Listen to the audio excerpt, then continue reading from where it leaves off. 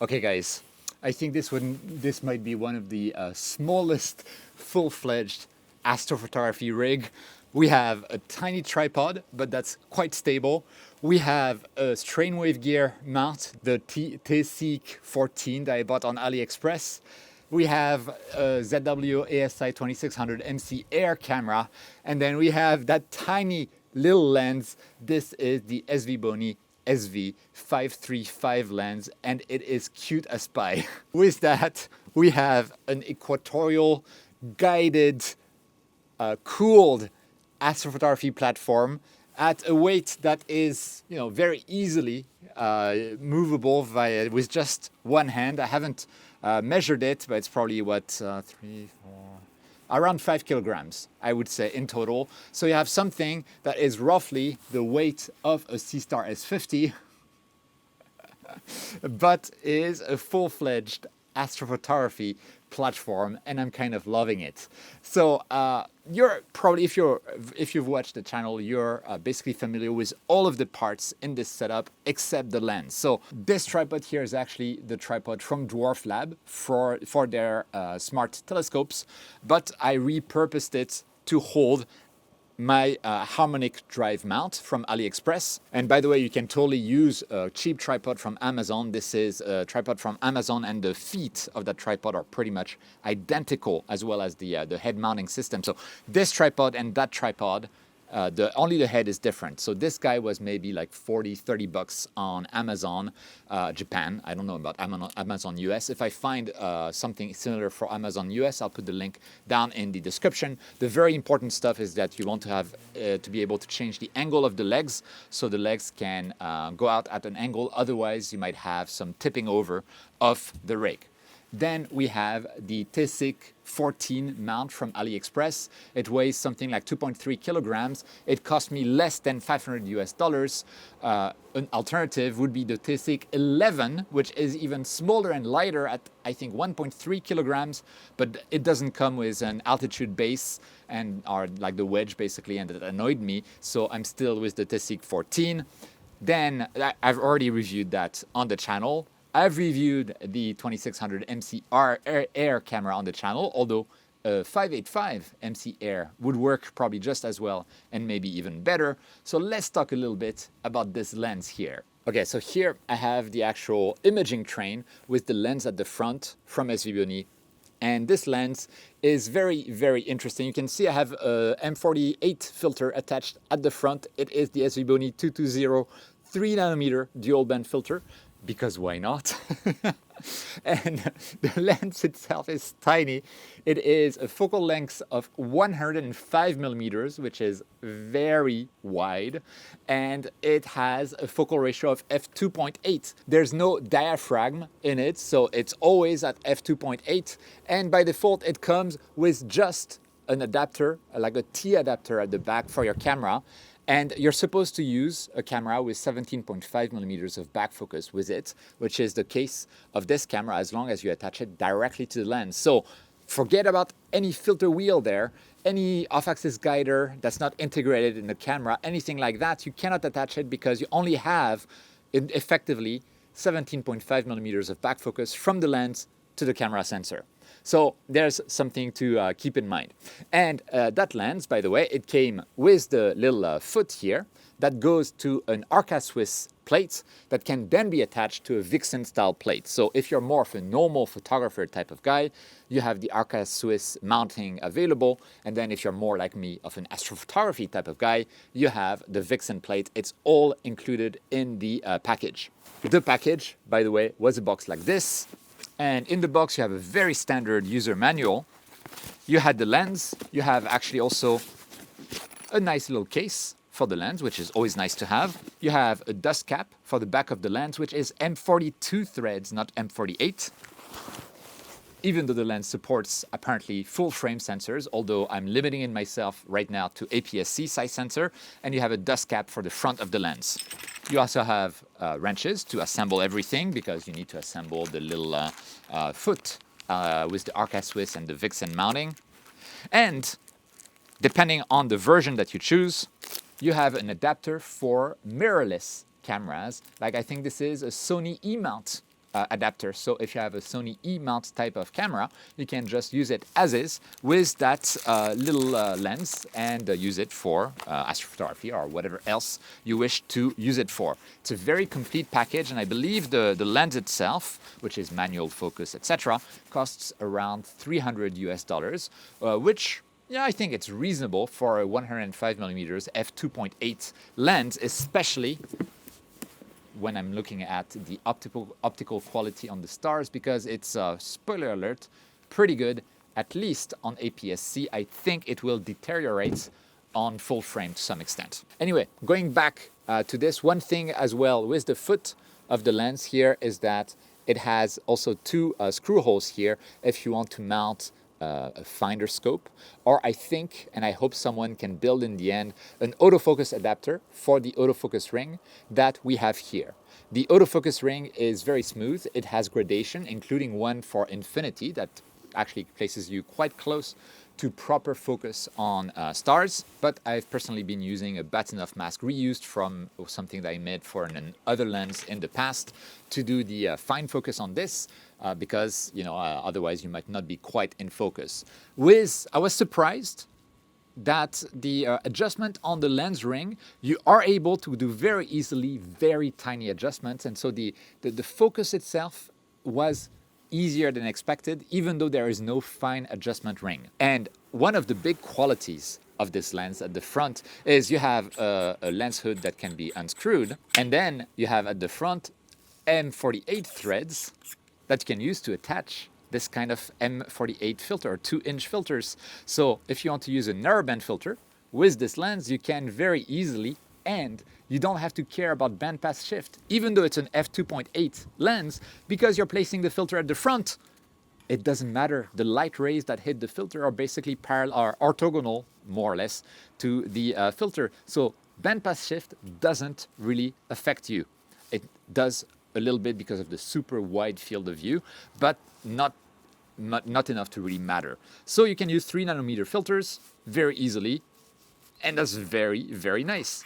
And of course, this is where you also screw in the lens cap if you wish to just close the lens, and then you can put back the dust cap, or the dust cap can be put in the other direction for transport if it's not tiny enough for you. The only drawback that I see is that if you want to change the filter or put back the dust cap on, it's very difficult to do it without removing the lens hood, so it's a bit of an additional step that is a bit annoying, but it's not the end of the world at all. At the back here, as I already mentioned, it's M42 threads, so I had to use two adjustment rings because this camera is actually M54, right? So I had to use the step-down attachment from M54 to M48 that comes with the camera, and then another adapter that came with another camera from M48 to M42 before I was able to attach that. I was very worried. I was worried that I wasn't going to be able to use the guide chip on this camera because this contains a guide chip offset from the main sensor, but I had no issues using the guide chip at all. The top of it is slightly in shadow, but otherwise no problem whatsoever. It is very, very usable like that. Not that you really need to guide at that focal length. What you do get is an insane field of view, and I'll show you because I took some tests in broadband on the Pleiades, and also with the SV535 3nm HA03 filter I took just a couple of hours each on the Orion, not the Nebula, not the Horsehead, the Orion constellation, because yes, the field of view is so large, and also on the Spaghetti Nebula and surroundings. And I didn't realize that it was so close to M1, for instance. But fun stuff.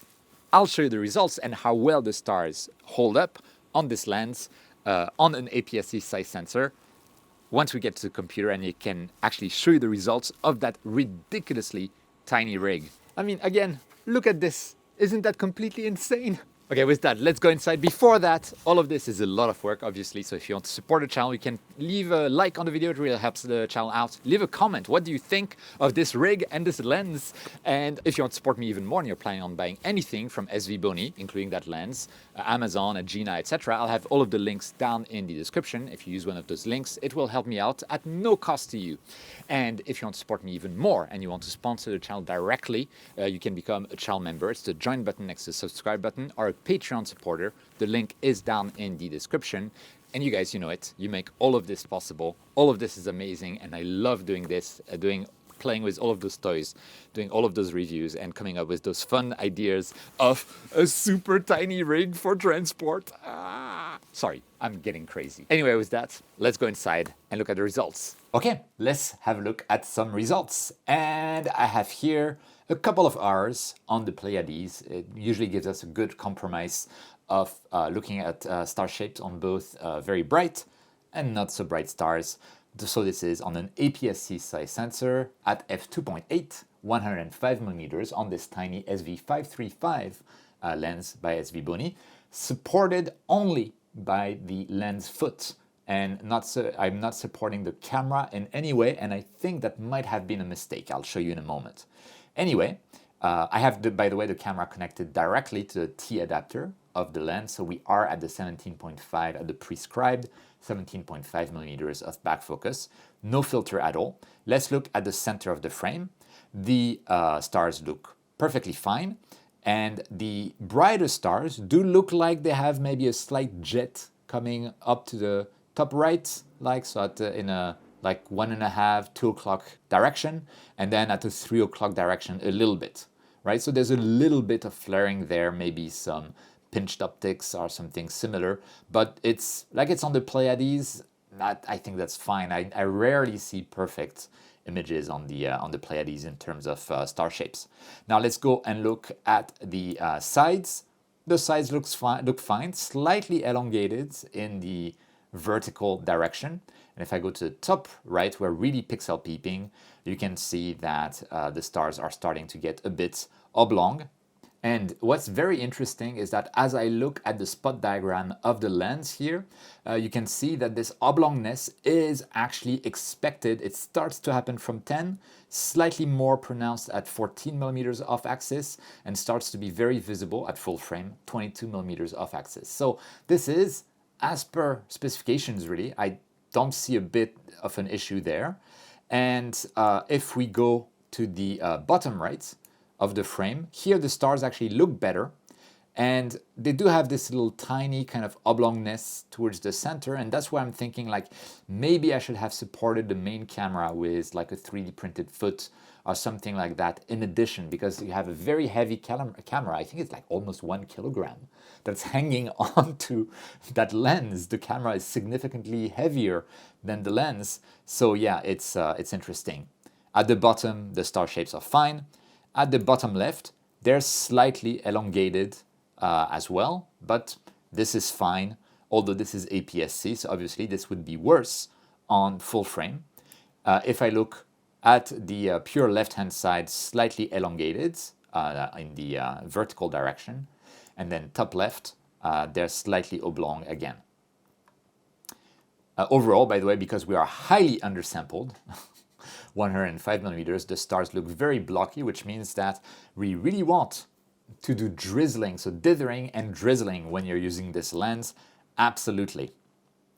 But overall, the star shapes are quite good, and I'll comment a little bit on the most obvious competitor to this, which is the Rokinon/Samyang 135mm f2 lens a bit later in the video if you want to have my thoughts on that as an alternative. Okay, so now we've seen how the stars look like across APS-C.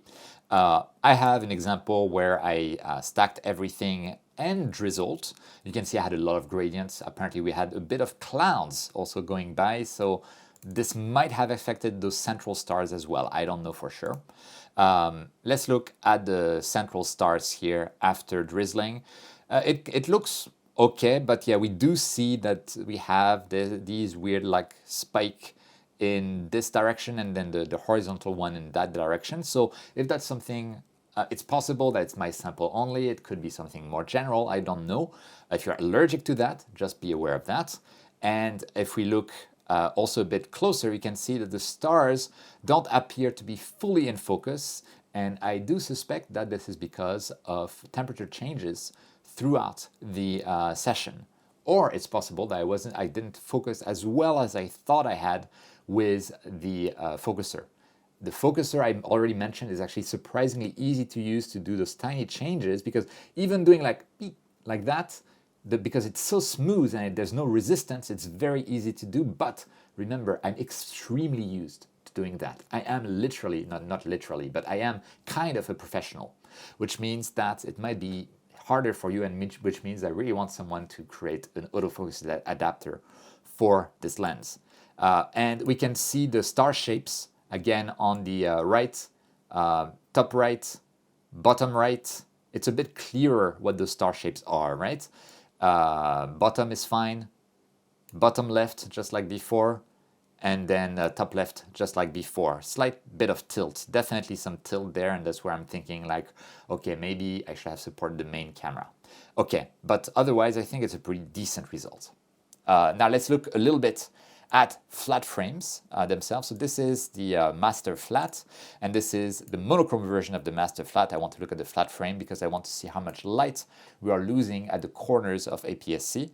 If I look at the center, we have 0.28. At the corners, 0.20, almost 2. Let's see. Yeah, 0.20. Yeah, okay, so we are at roughly 80% brightness in the corners of APS-C compared to the center.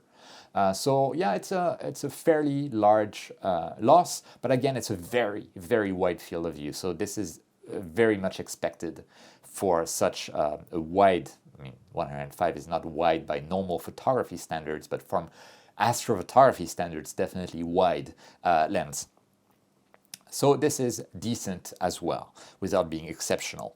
Okay, but there's something else that I did, and this is something that you wouldn't really be able to do with the Rokinon 135mm f2 lens.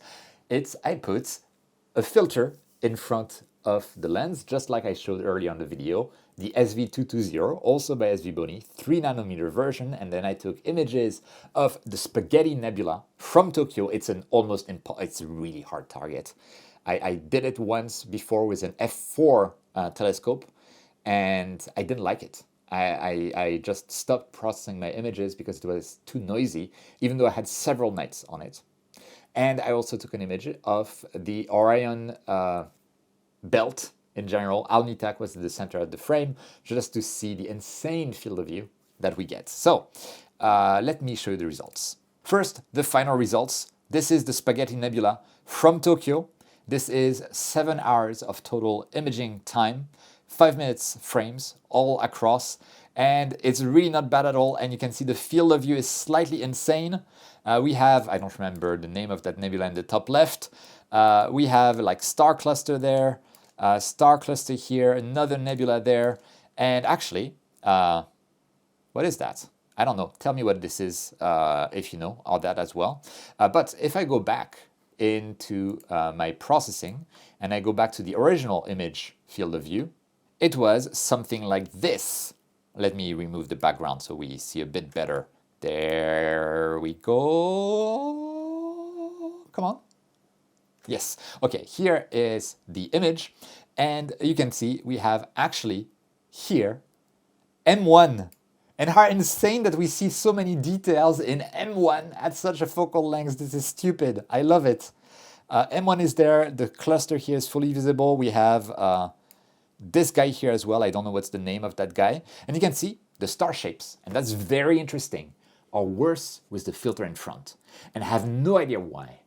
I checked the filter. There's no obvious streak that would cause diffraction artifacts. Even if at the center of the frame, you can see the stars are affected by that filter. And I'm not sure why that would be the case. That said, obviously in the final image, once you've used Blur Exterminator, the stars are fine. I thought that was very interesting.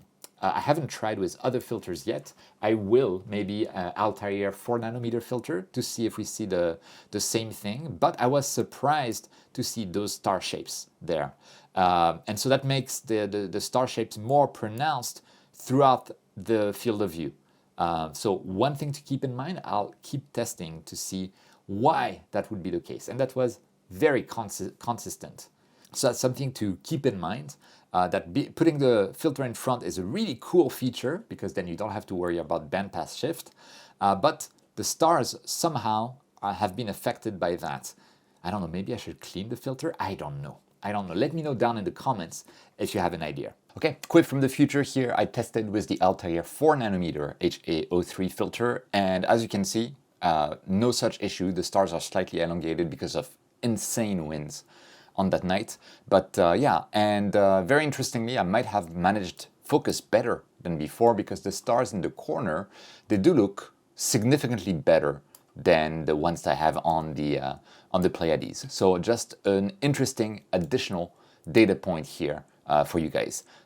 Good to know, right? Let's go back to younger Quiv. Otherwise, let's look at the Orion Nebula, constellation. This is my final image, and just to let you know, this is 2 hours of data. No, wait, sorry, no, 3 hours of data from Tokyo. How insane is this? And we have the Horsehead Nebula. The Horsehead is very visible. We have the flame. We have the whole Orion belt. We have whatever this guy is. We have, I don't remember the ghost. I don't remember the name of that nebula. We have what Barnard's Loop is it around Orion. We have all of that space dust. We have this guy here. What are you?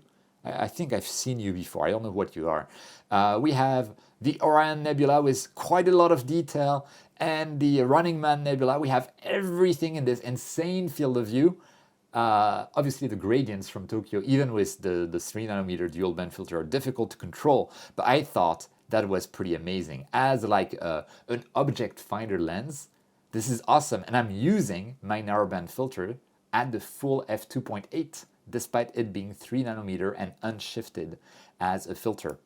Let's look a bit. This is without the stars, also pretty amazing. Let me go back to the initial image, just so you can see what it looked like. This is what it was. You have even more field of view, insane stuff. And again, the stars are misshapen even at the center. This time it's actually a better type of misshapenness, if I can say so, in that it almost looks like a weird Newtonian. And again, I do not get that without the filter. So it's, yeah, it is the filter, and I'm not sure why. So it makes the star shapes worse all across, including like in the corner like that. But again, once you process that, it's not really an issue at all. I mean, the stars look perfectly fine there, and I cannot believe this is just 3 hours of data from Tokyo. Yeah, I'm having fun. I've been having so much fun with this setup. I so want to make like a tiny dome, automated dome around the scope. It would be absolutely amazing. Okay, but with that, how does it compare to something like the Rockinon, also known as a Samyang 135mm f2 lens? The Rockinon has slightly longer focal length, has a larger aperture with f2, and it has 44mm of back focus with Canon lens adapter. But again, there's a Canon lens adapter, which I hate to have. I much prefer a direct screwed connection like we have with the SV Bony lens, which is definitely made for astrophotography.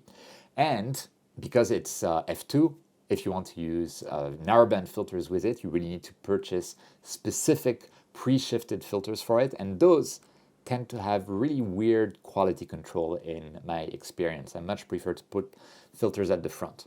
Now, the Rockinon, I've had 3 of those. I have, yes, 3 of those lenses. One sample is the one that I regret selling. It was amazing, beautiful sample. Stars were perfect, almost perfect throughout the field of view, although on even APS-C they started to get a bit oblong, but really amazing stuff. And then I had one mediocre sample, and one that was frankly bad. So there's quite a bit of quality control issues with the Samyang/Rokinon lens. I don't know about the SV535 and the Rokinon lens. It's only 150, well, only, it's 50% more expensive, right? And then you need to get the Canon adapter, but you can also get, like, there are 3D printed focusers available, and all of the kit that lets you attach everything together nicely available. And you can have a filter drawer between the lens and your camera, which is quite convenient rather than having the filter at the front. So it's a very interesting lens as well, and I would say it's the direct competitor. So you have $449 versus $299. Actually, with a coupon that I'll put down below, it's $279 for the SV Bony one. So the SV Bony one is significantly cheaper. So if you're willing to spend more money, or maybe like a similar amount of money, I would recommend trying out maybe a Rokinon/Samyang lens. Maybe don't buy it new unless you know you can return it easily, which is the case in the United States. It's not the case in Japan, for instance. I cannot return a lens like the Rokinon lens if I buy it new, simply because the star shapes are not good on it. It will not happen, right? So I would recommend trying to find a used one where you can have access to the raw frames taken with the Rokinon lens, if you want to go for a solution that is tried and true and has been in the hobby for quite a while. Otherwise, the SV535 is, I really like it. I really love it. I kind of want to buy it, actually. I'll see if I can buy it from SV Bony to keep using it, because I love having that little thing. If I can't, I might actually buy a new Samyang lens, because in Japan, the Samyang lens is around $300 US. It's the same price. But what if I get a poor sample? I cannot return it. This is a difficult thing. But if anyone is traveling to Japan and you're wondering, you can buy a Takahashi very cheap here. But yeah, maybe you can also buy a Samyang 135 f2 lens much cheaper than in the United States, apparently. So FYI, actually, I kind of want to pull the trigger on this guy. Don't do it. Don't do it, Quiv. Don't do it. No, stop. Okay, I'm going to stop for now. Okay, well, yeah, so yeah, that's the big differences. I think the biggest difference is that there is an autofocus solution for the Samyang/Rokinon versus there is none for the SV535 right now. So yeah, very interesting. I think it's cheap enough that you can kind of buy it on a whim and then try it out. But it's really up to you. Let me know down in the comments if you're interested. While you're at it, you can leave a like on the video. It really helps the channel out. And if you're planning on buying anything from SV Bony, including with a $20 off coupon, please use my link down in the description, or even Amazon, Agena, High Point Scientific, First Light Optics, etc. It will help me out at no cost to you. And you can also support me as a channel member, Patreon supporters. You guys rock. Thank you so much for your support. With that, I hope this was interesting. I had a lot of fun making that tiny rig. Thank you so much for watching. Don't forget, whenever you can, to look up at the stars, and I'll see you next time.